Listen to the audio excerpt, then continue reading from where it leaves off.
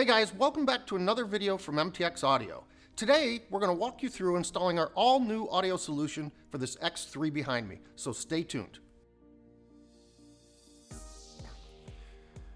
Alright, we're on to the subwoofer.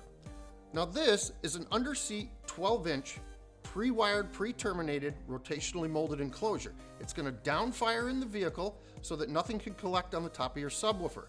It's going to come with all the appropriate mounting hardware and also the wire harness. Now the wire harness has two connections on the back side of it. So in the future, if you ever wanted to add a second sub, your car's going to be pre-wired for it. And then as a bonus, in some of the older cars, we noticed that there were some rattles in the skid plate. They just get old, the rivets stretch out. So we've included a drill and tap and 3 bolts to tighten that back up, because the output of this could possibly make it rattle. So with that being said, let's go ahead and start the install.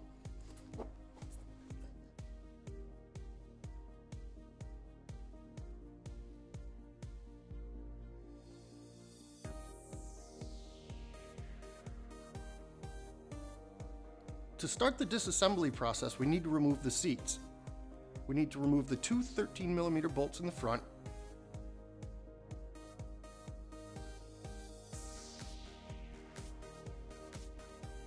as well as the two 19mm flange nuts in the rear. Once the hardware is removed, we can go ahead and undo the seat belts. On a side note, when you're undoing the driver's seat belt, make sure you unplug the speed sensor plug.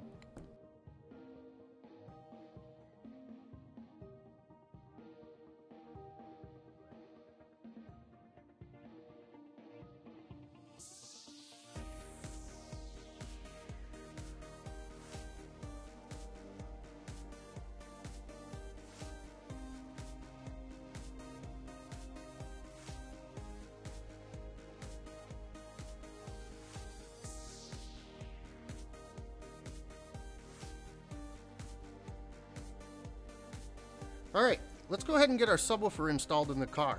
There's a few little steps we gotta do before we can drop this thing in. First, we wanna remove the 10mm bolt that's holding the brake clamp to the inside bracket.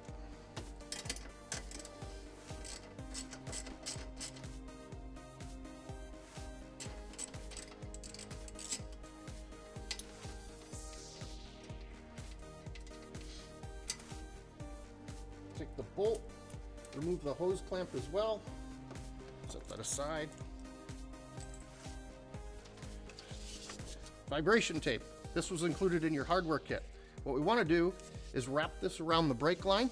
This will prevent this brake line from rattling against your subwoofer enclosure.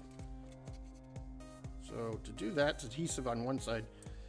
If I had fingernails, I could get the paper off. Okay, got it. Wrap that around there.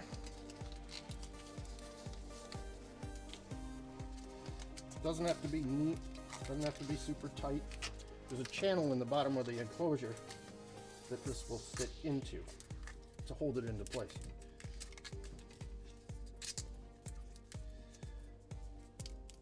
That's really it. So now,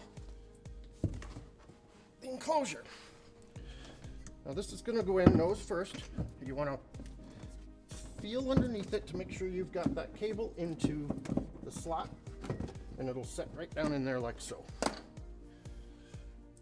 Again, the hardware, let's get this all started. They're going to go into the bottom hole where you took that brake piece out on both sides, the inside and the outside.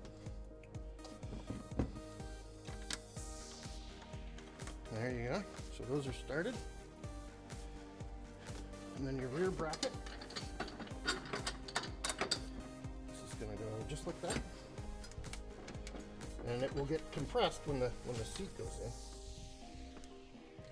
You'll notice in some older cars, if you had your seat in the lowest position, sometimes these will actually bend backwards. So this may not line quite up.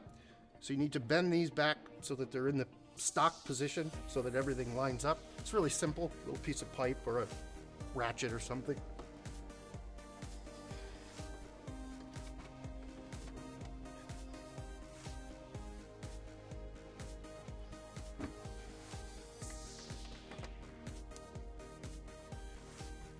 we go. Everything's in. Go ahead and tighten it all down.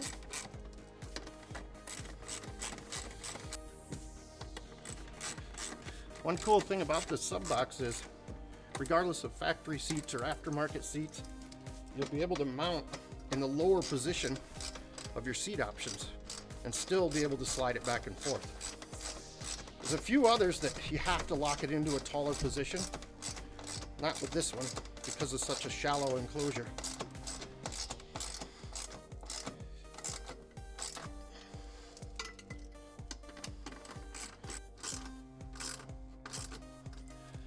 Now, all that's left is to plug it in. On the harness that we ran back earlier, remember there were 2 plugs on it. Basically, at this point, you can just pick one because there is no left and right.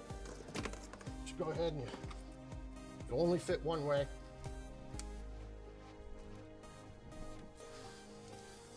Set it back in the channel where the other wires come through into the center console.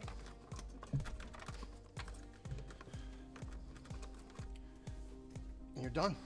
Other than that, you just put your seat in.